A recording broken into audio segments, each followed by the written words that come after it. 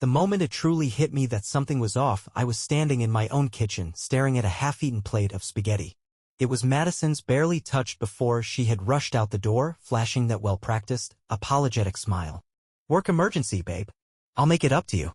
I wanted to believe her. I should have. But something about the way she grabbed her purse felt wrong. Too quick. Too deliberate. And then there was the scent, heavy, musky, nothing like the soft vanilla and coconut she always wore. This was something sharper, something undeniably masculine. I sat there, my gaze fixed on the cold spaghetti as a dark thought took root, spreading slowly through my mind. She's lying. Shoving the plate aside, I reached for my phone. A part of me screamed at me to stop, that only insecure, desperate men went digging for proof. But before I even registered my own actions, my fingers were already moving, pulling up our shared phone plan.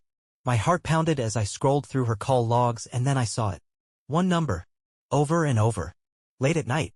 Early in the morning. No name attached, just digits.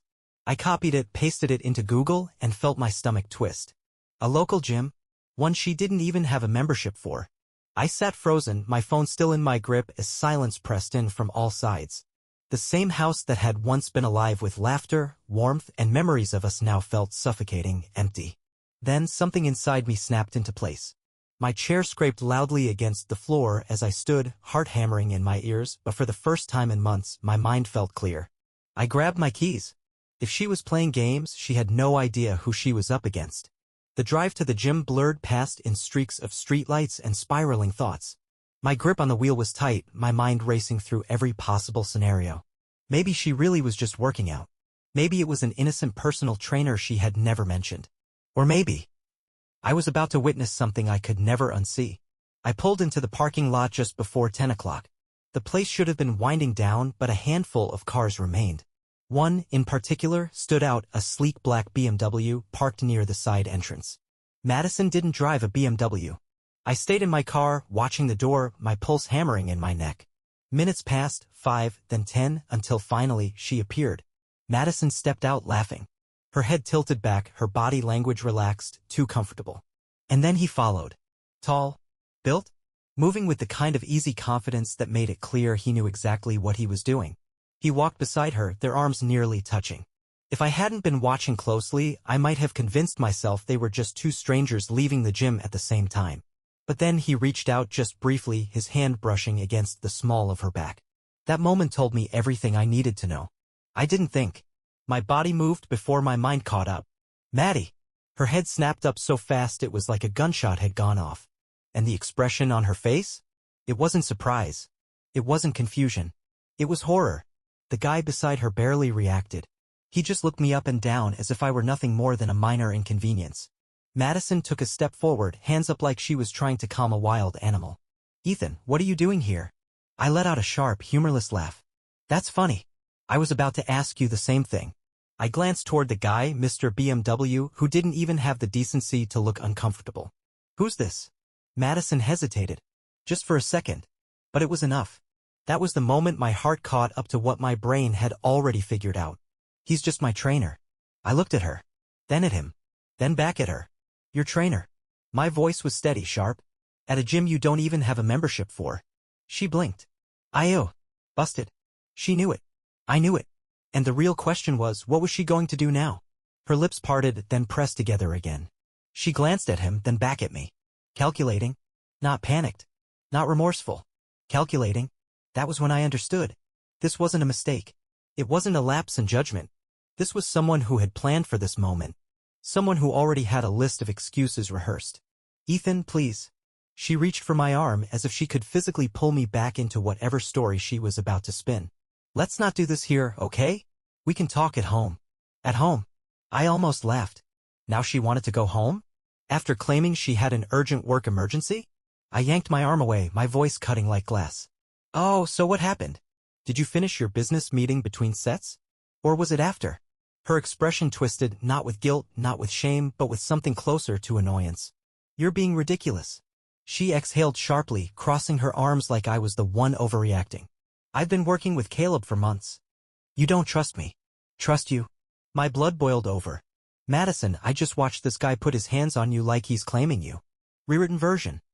"And you think I should be the one worried about trust?" Caleb, the so-called trainer, smirked.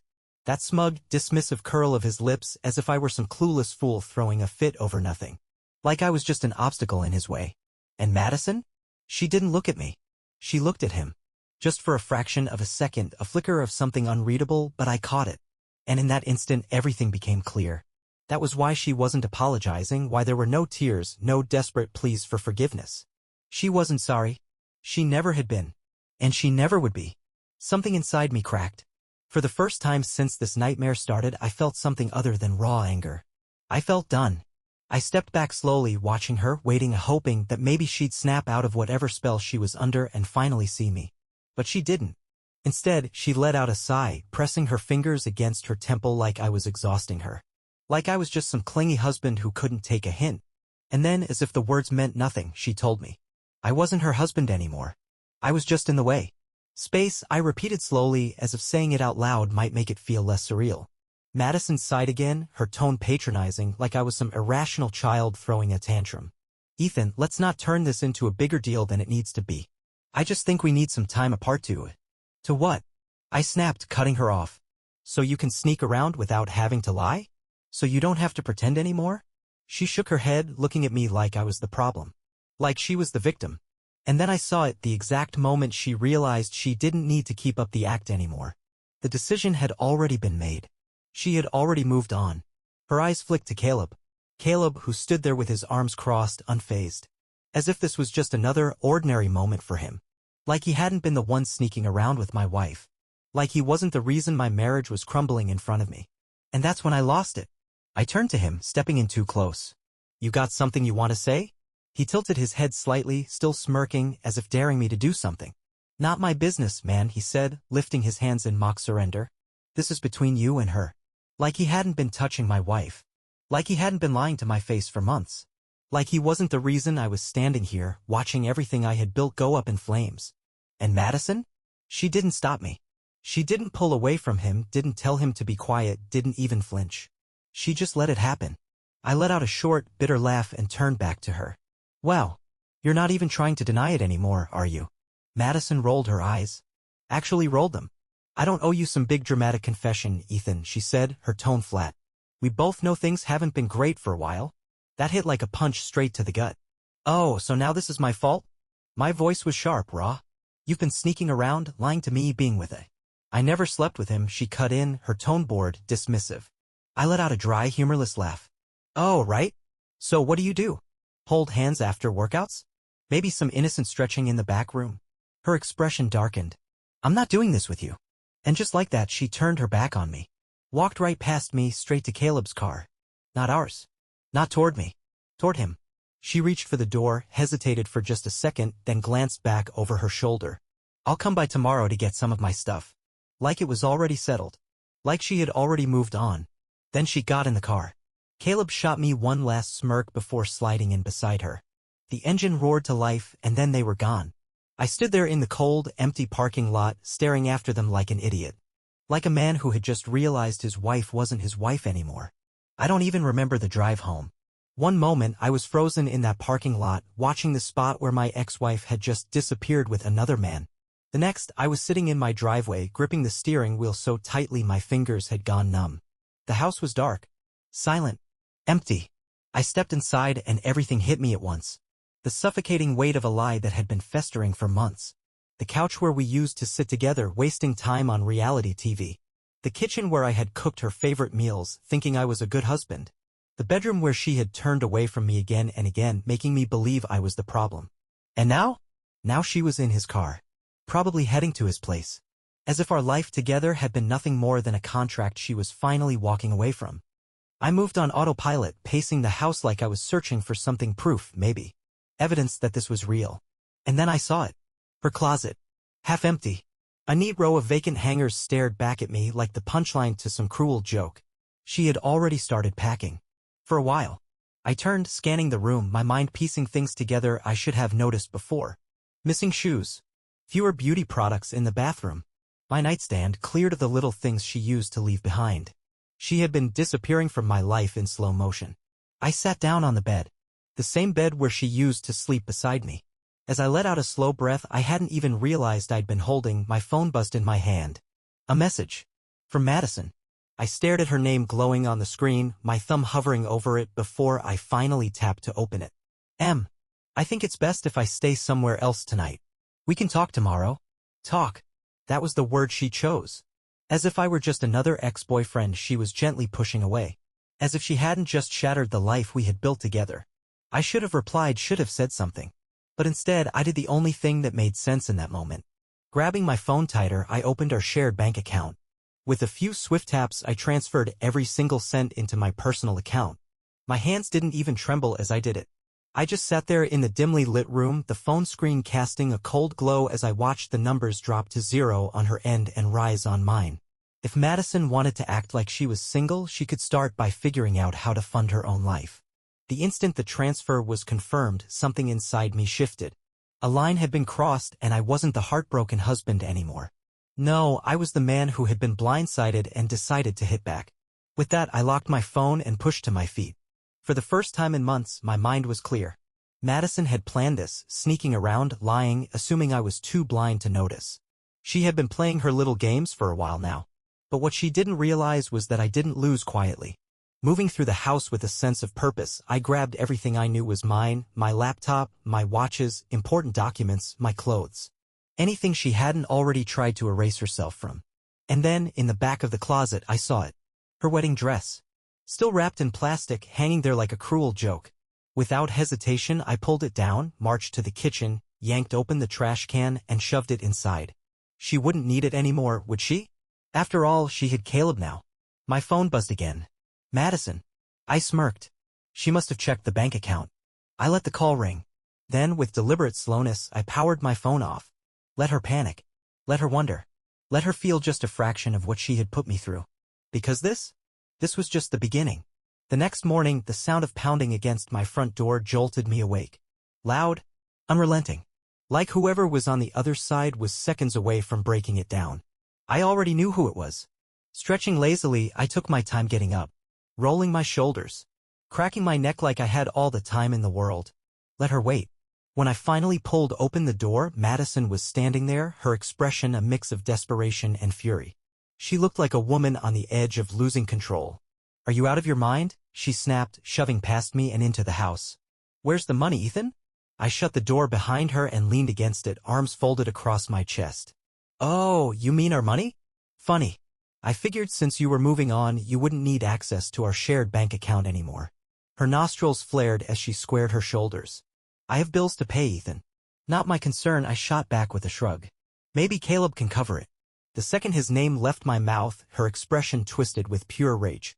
This is ridiculous, she hissed. I get that you're angry, but... Angry? I let out a sharp, humorless laugh. Madison, you didn't just betray me. You schemed. You snuck around behind my back. You planned your exit like it was some kind of bank heist and then had the nerve to roll up in another man's car while I stood there like a fool. And now you think I'm just angry. She crossed her arms, her jaw tightening. What did you expect me to do, Ethan? You stopped trying months ago. That hit harder than I wanted to admit. I stepped closer, my voice dangerously low. Stop trying? Madison, I rearranged my entire life for you. I planned trips. I changed my habits. I did everything I could to fix this marriage while you were busy playing house with your trainer. Her eyes flickered away just for a second. But it was enough. You know what? I exhaled sharply, shaking my head. I'm done talking. You came for the money? Too bad. You want it out? Fine. But you're not walking away with anything that belongs to me. Her face shifted. I saw the exact moment she realized she wasn't in control anymore. You don't get to decide that, she snapped. Actually, I said, grabbing a stack of papers from the counter. I do. I tossed them her way, watching as she caught them and flipped through the pages. Our lease, utilities, every document in my name. Madison's face drained of color. Pack your things, Maddie, I said coldly, and get out of my house. Shock turned to raw, unfiltered hatred in her expression. You're really doing this? She spat, her fingers gripping the papers tightly as if she wanted to tear them apart. You're kicking me out of our house?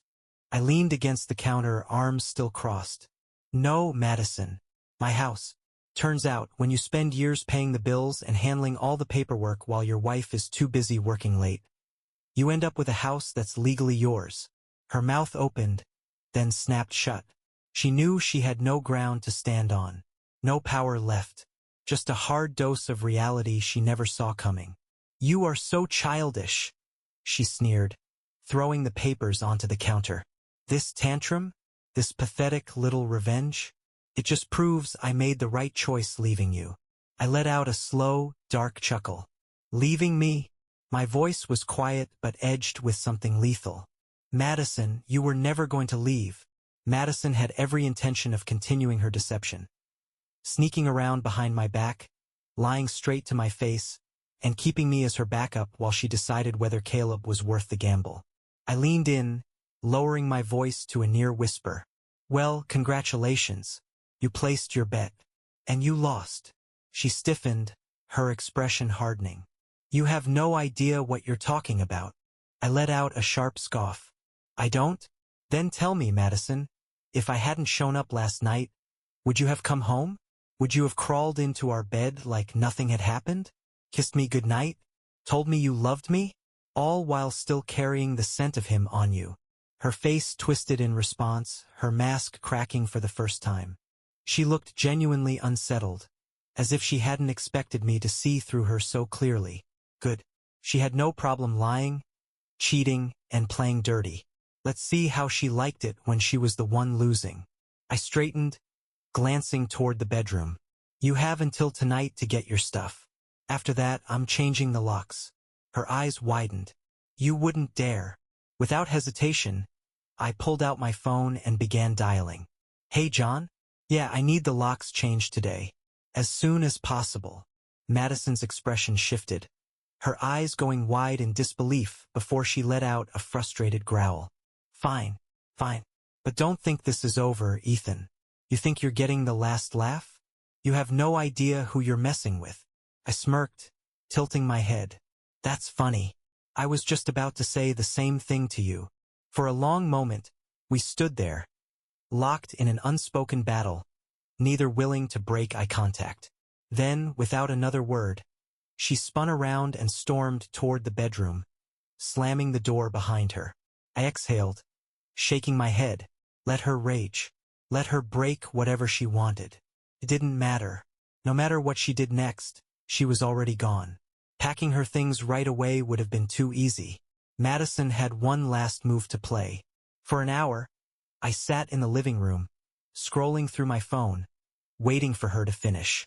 But I knew her too well. She wasn't just packing. She was scheming. And sure enough, when she finally emerged from the bedroom, she wasn't carrying a suitcase.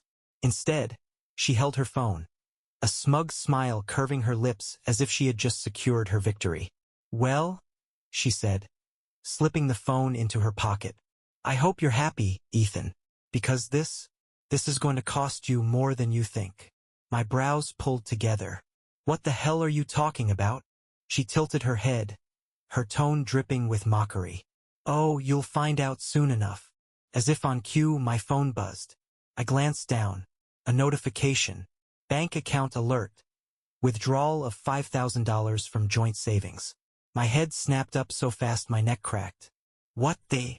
Madison's grin widened. "You really thought you were the only one with tricks?" She folded her arms, satisfaction radiating from her. "Maybe you locked me out of the checking account, but you forgot about the savings, didn't you?" I saw red. "You've got to be kidding me, Madison." I took a step forward, my voice dangerously low. "You stole from me?" She merely shrugged, completely unfazed.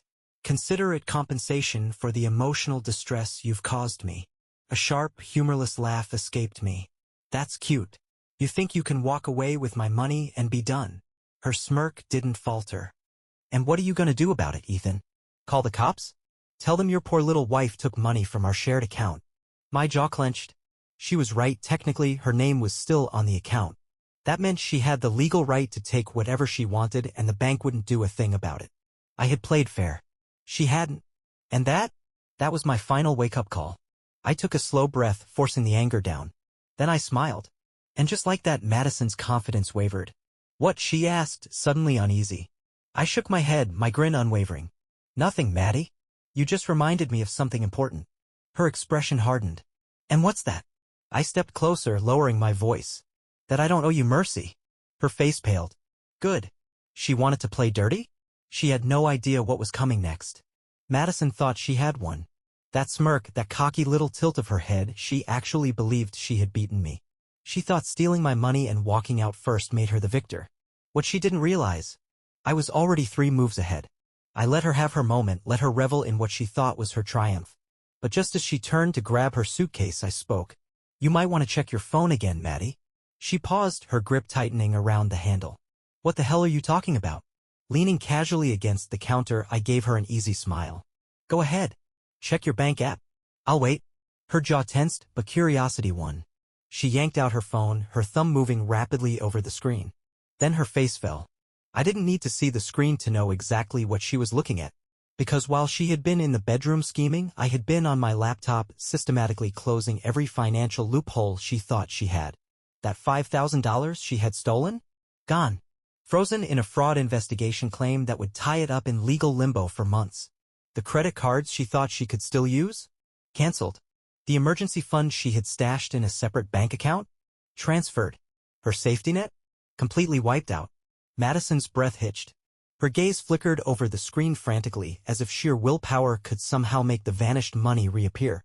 Fury darkened her expression as she turned to me, her voice sharp with accusation. What did you do? A slow, satisfied smile curled my lips. Oh, nothing much. Just made sure you leave this house with exactly what you deserve. Her nostrils flared in outrage. You can't. I can, I countered with a casual shrug. And I did. A frustrated laugh, edged with something dangerously close to panic, escaped her lips. Ethan, you're acting like I committed some crime. People break up. Relationships fall apart.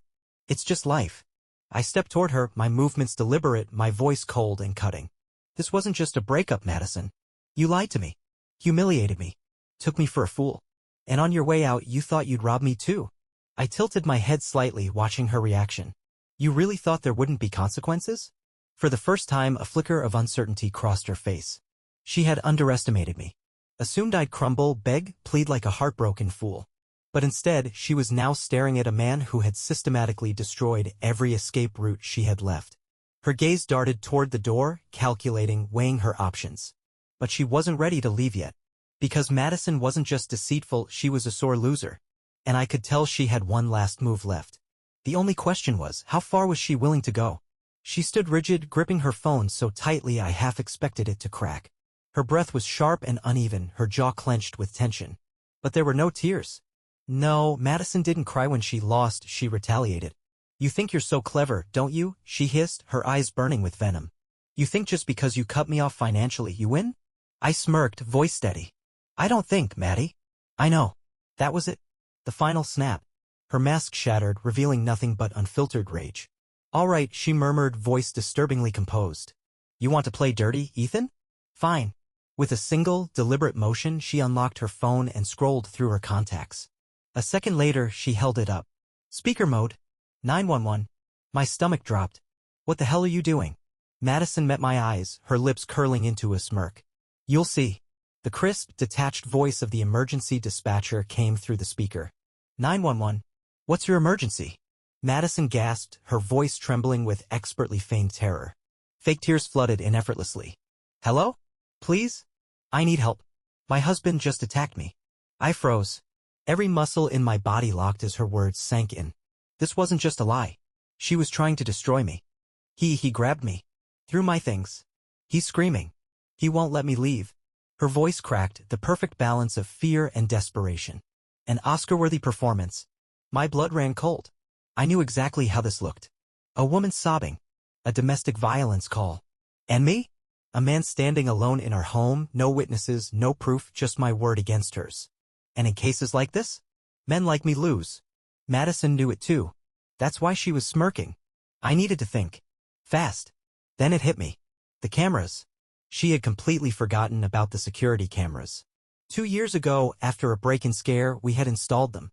Madison had hated them, always complaining about the feeling of being watched. She never cared to check if they were recording. But I did. Every single day. And right now, that footage was the only thing standing between me and a felony charge. I inhaled slowly, forcing my expression into something controlled. Madison, I said smoothly. You might want to hang up that call. She didn't flinch. Nice try. I let out a quiet chuckle. No, really? You'll want to hear this before you ruin your own life. For a split second, she hesitated. That was all I needed. I pulled out my phone, tapped into the security app, and turned the screen toward her. Live playback. Crystal clear footage. Her walking in. Screaming at me. Admitting to stealing my money. And most importantly, me never laying a hand on her. Her eyes widened. She knew. She had lost. Completely. Checkmate. Her expression twisted, shifting between disbelief, fury, and desperation. She had no move left. I crossed my arms.